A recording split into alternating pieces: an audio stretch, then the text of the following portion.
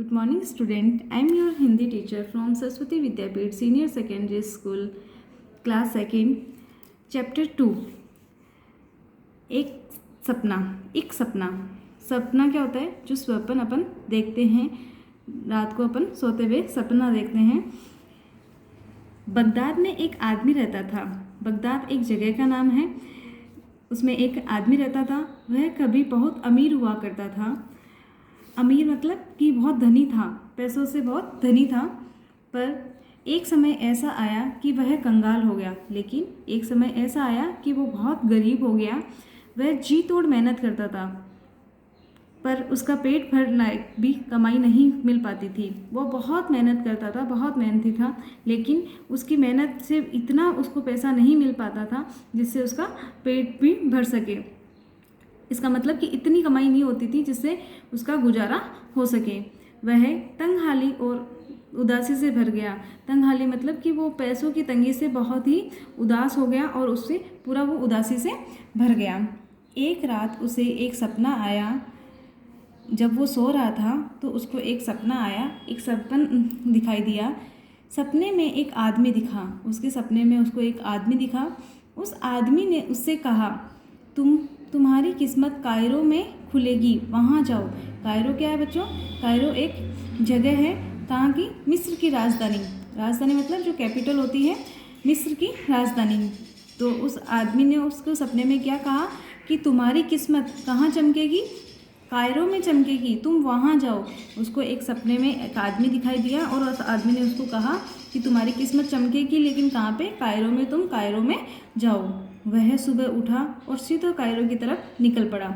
सुबह उसको वो सपना याद रहा और उसने उस सपने को सच मानते हुए वो कायरो की तरफ निकल पड़ा। जब वो कायरो पहुंचा, वो आदमी कायरो पहुंच गया। जब उस आदमी ने वो कायरो में पहुंचा, तब तक शाम हो चुकी थी, यानी कि तब तक शाम हो चुकी थी। वह वहीं एक सराय में सो गया।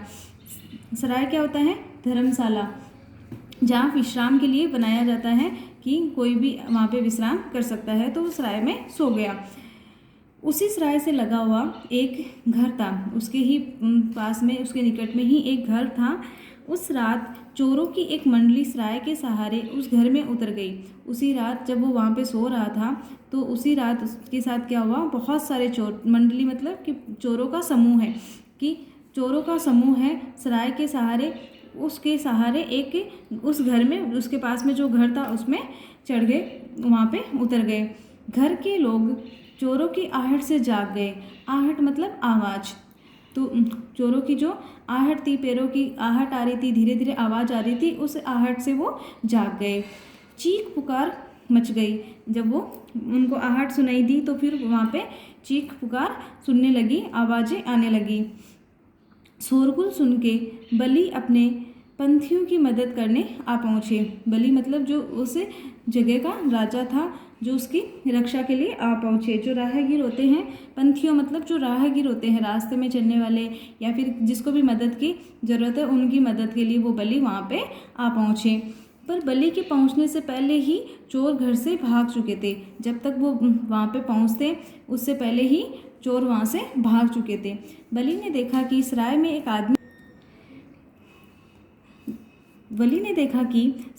आदमी सोया पड़ा था। कि वो जो आदमी आया था, बगदाद में रहता था, वो आदमी यहाँ पे आया था, वो आदमी सोया हुआ था। उन्होंने उसे पकड़ लिया, उसको चोर समझ के उसको पकड़ लिया और इतना पीटा कि वह अधमरा हो गया, मतलब कि उसको बहुत ज़्यादा मारा।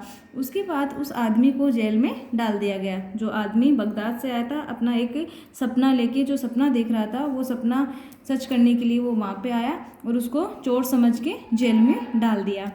3 दिन बाद उस आदमी को बली के सामने पेश किया गया।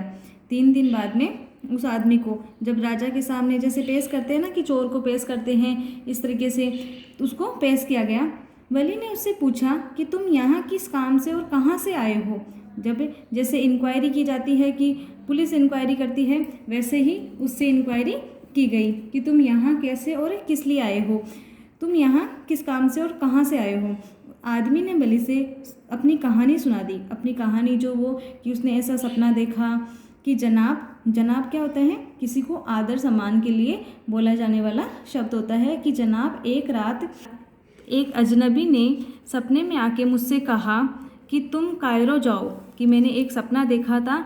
उस सपने में एक अजनबी ने, अजनबी मतलब जो जिसको अपन जानते नहीं हैं, अजनबी ने आके सपने में ये कहा कि तुम कायरो जाओ, कायरो, और वहाँ तुम्हारी किस्मत चमकेगी, कि जो आपने जो सपना देखा है वो वहाँ पे जाओ और तुम्हारी किस्मत वहाँ पे चमकेगी। और जनाब, यहाँ आके मेरी किस्मत तो ना चमकी, कि यहाँ आके वो आदमी उसको बता रहा है कि मैं उस सपने के चक्कर में यहाँ आ गया कि अपनी किस्मत, मेरी किस्मत खुल जाएगी, पर मेरी किस्मत तो नहीं चमकी, पर मेरी अच्छी खासी मरम्मत जरूर हो गई, कि उसकी पिटाई हो गई थी अच्छे से, उसको बहुत सारा मारा था।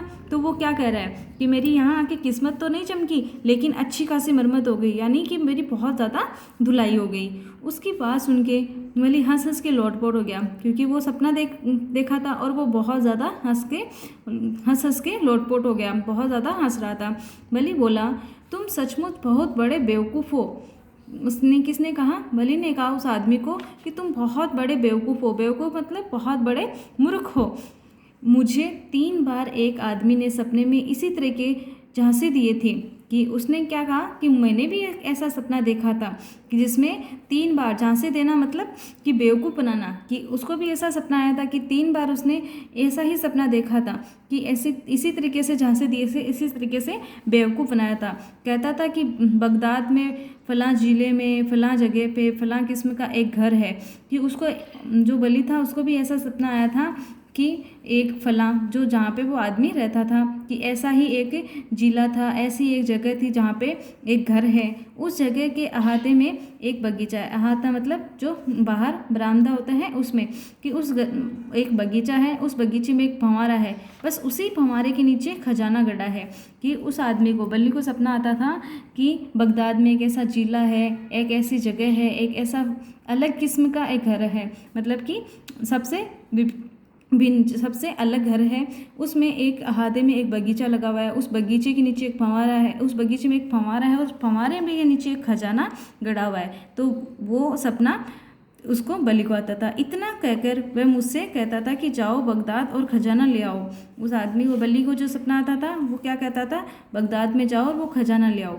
मगर मैं अगर उसकी बात मान लेता तो अभी बगदाद की खाक छानता फिरता रहता।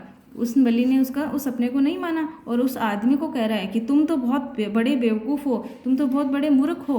अगर मैं भी तुम्हारी तरह बात मान लेता तो मैं भी इस तरीके से ही भटकता फिरता, खाक छानता फिरता, यानी कि मारा मारा फिरता। ये सब सुन के उस आदमी की आंखें चमक उठी, तुम्हारी तरह। यानी कि वो कह रहा है कि तुम तो बेवकूफ़ हो, तुमने तो वो सपना को मान के यहाँ पे पहुँच गए तुम तो। और अगर मैं भी तुम्हारी तरह वो सपना मान लेता तो मैं भी क्या करता? तुम्हारी तरह मारा मारा ही फिरता। लेकिन वो आदमी क्या सोच रहा है? ये सब सुन के उस आदमी की आंखें चमक उठी। क्यों? क्योंकि बली ने अभी अभी जिस घर का जिक्र किया था वह तो उसका अपना ही घर था। अब वो क्या सोच रहा था? वो तो आदमी को उस सपने का सोच रहा था, वो आदमी अपना सपना बता रहा था। और बली क्या सोच रहा था? वो आदमी क्या सोच रहा था कि जिस घर का अभी वो जिक्र कर रहा है बली, वो तो मेरा ही घर है। वह सीधे अपने घर की ओर चल पड़ा, वो अपने घर की तरफ चल पड़ा। और घर पहुंचते उसने फंवारे के नीचे खुदाई शुरू कर दी, क्योंकि उसका ही घर था। और उस आदमी को जो सपना आता था वो कि उसमें खजाना गड़ा हुआ, तो उसने उस फंवारे की खुदाई शुरू कर दी। थोड़ी ही देर में उसे वहाँ अपार खजाना मिला, बहुत ज़्यादा खजाना मिला। वह आदमी बड़ी देर से इस आश्चर्यजनक संजोग के बारे में सोचता रहा, क्योंकि उसको जो सपना आया कि तुम वहाँ जाओ और वहाँ पे तुम्हारी किस्मत चमकेगी, तो वो किस्मत वापस, वो राज, वो अगर वो वहाँ नहीं जाता तो वो राज नहीं जान पाता। और वो राज जो उसको खजाना प्राप्त हुआ, उससे वो राज कहाँ जाने पे मिला उसको? वो वहीं जाने पे उसको मिला। इसलिए उसका सपना सच हो गया। और वो आदमी बहुत देर तक उस आश्चर्यजनक संजोग के बारे में सोचता रहा। तो ये ऐसा संयोग बैठा उसका और उसको बहुत ज़्यादा खजाना प्राप्त हुआ। तो ये था अपना चैप्टर। उसकी किस्मत में वो सारा लिखा हुआ था, उसको उसको मिल गया उसके भाग्य में। और अब देखो, ये था अपना चैप्टर कंप्लीट हुआ। और अब अपन इसके शब्दार्थ करेंगे। देखो, पहला है कंगाल। कंगाल मतलब मैंने आपको चैप्टर में बताया था, कंगाल मतलब गरीब, गरीब होता है। दूसरा है जी तोड़ मेहनत करना। जी तोड़ मेहनत करना मतलब कठिन परिश्रम, हार्ड वर्क करना। और किस्मत मतलब भाग्य, भाग्य जो लक होता है। बेवकूफ़ मतलब मूर्ख, झांसा देना, बेवकूफ़ बनाना। अहाता आंगन जो बीच का बना हुआ आंगन होता है। और खाक छानना, मारा मारा फिरना। ये थे अपने शब्दार्थ। ये आपको नोटबुक में राइट डाउन करने हैं और लर्न करने हैं। कल की क्लास में अपन आगे का वर्क करेंगे। और आज का आपका होमवर्क जाता है कि आपको ये शब्दार्थ लिखने हैं और लर्न करने हैं। Okay, thank you.